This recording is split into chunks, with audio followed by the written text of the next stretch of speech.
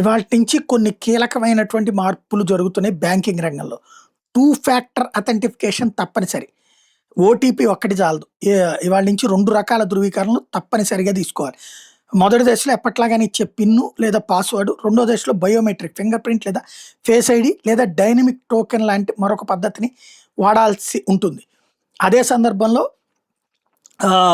UPI transaction సంబంధించి balance check ఒక app ద్వారా రోజుకి గరిష్టంగా 50 సార్లు మాత్రం బ్యాలెన్స్ చెక్ చేసుకునే వెసులుబాటు ఉంటుంది. అంతకంటే ఎక్కువ చేస్తే 24 గంటల పాటు ఆ సదుపాయం ఆపేస్తారు.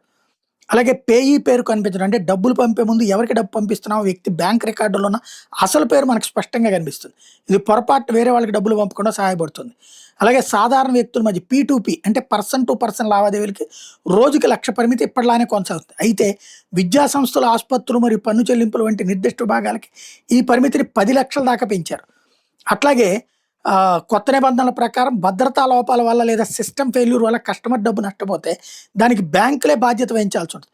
బాధితులకు త్వరితగతిని పరిహారం అందించాలనే నిబంధనలు కఠినతరం చేశారు. ఇకపోతే ఆటో డెబిట్, ఈఎంఐ సబ్స్క్రిప్షన్స్ ఇవి వినియోగదారులకు ఇబ్బంది కలగకుండా కేవలం రాత్రి 9:30 నుండి ఉదయం 10 గంటలలోపు నాన్ పీక్లో మాత్రమే ప్రాసెస్ అవుతాయి ఆటో డెబిట్లు. ఇవి కాకుండా location control, registered device tracking పెడుతున్నారు. మీ లొకేషన్ వెలుపల లావాదేవీల నియంత్రణ, అంటే సాధారణంగా మీరు ఉండే నగరం లేదా ప్రాంతం నుండి కాకుండా ఎక్కడో వేరే దేశం నుండో వేరే రాష్ట్రం నుండో మీ ఖాతా ద్వారా లావాదేవీలు జరిగితే బ్యాంక్ వెంటనే దాన్ని గుర్తించి బ్లాక్ చేస్తుంది. ఉదాహరణకు మీరు హైదరాబాద్లో ఉంటే హఠాత్తుగా రష్యా నుంచినో లేదా నైజీరియా నుంచినో మీ యూపీఐ ద్వారా పేమెంట్ జరగాలని చూస్తే సిస్టమ్ దాన్ని అసాధారణ లావాదేవీగా పరిగణించి బ్లాక్ చేసి పడేస్తుంది. అలాగే రిజిస్టర్డ్ డివైస్ ట్రాకింగ్, మీరు డిజిటల్ పేమెంట్స్ చేసే ముందు మీరు మీ బ్యాంక్ యాప్ లేదా యూపీఐ యాప్ ఏ ఫోన్ ద్వారా అయితే వాడుతున్నారో ఆ ఫోన్ యొక్క ఐపీ అడ్రస్ మరియు జీపీఎస్ లొకేషన్ రెండింటిని సిస్టమ్ సరిపోల్చుకుంటుంది. ఒకవేళ హ్యాకర్లు మీ యూజర్ ఐడి, పాస్వర్డ్ దొంగిలించినా వాళ్ళు వేరే చోట లాగిన్ అవ్వడానికి ప్రయత్నిస్తే లొకేషన్ మ్యాచ్ కాకపోవడం వల్ల లావాదేవీ ఆగిపోతుంది.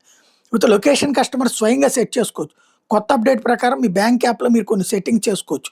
హోమ్ రీజియన్ సెట్టింగ్, మీరు మీ ఇంటి దగ్గర లేదా ఆఫీస్ దగ్గర మాత్రమే పెద్ద మొత్తంలో లావాదేవీలు జరిగేలా సెట్ చేసుకోవచ్చు. ట్రావెల్ మోడ్, ఒకవేళ మీరు వేరే ఊరు వెళ్తున్నట్టయితే యాప్లో ఆ లొకేషన్ తాత్కాలికంగా అనుమతించేలా మార్చుకోవాల్సి ఉంటుంది. లేకపోతే ఫ్రాడ్ అలర్ట్స్, మీ ఫోన్ లొకేషన్ ఒక చోటు ఉండి లావాదేవీ రిక్వెస్ట్ మరో చోట నుండి వస్తే మీకు వెంటనే ఒక అలర్ట్ వస్తుంది. మీరు దాన్ని ధృవీకరిస్తే తప్ప పేమెంట్ పూర్తవదు. ఈ నిబంధనల వల్ల మనం ప్రయాణాల్లో ఉన్నప్పుడు కొన్నిసార్లు ఇబ్బంది కలగచ్చు.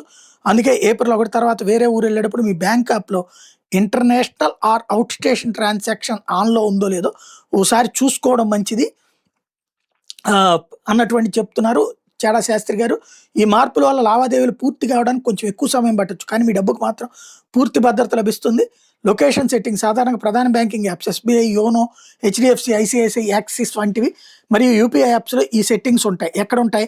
మొబైల్ బ్యాంకింగ్ యాప్లో. ఉదాహరణకి ఎస్బీఐ, యోనో, హెచ్డిఎఫ్సి మొబైల్ బ్యాంకింగ్లో మీరు మీ బ్యాంక్ యాప్లోకి లాగిన్ అయిన తర్వాత menu or profile, home screen పైన లేదా కింద ఉండే మెనూ లేదా మీ ప్రొఫైల్ ఐకాన్ మీద క్లిక్ చేయండి. సెట్టింగ్స్ ఆర్ సర్వీసెస్, ఇందులో సెట్టింగ్స్ లేదా సర్వీస్ రిక్వెస్ట్ అనే ఆప్షన్ వెతకండి.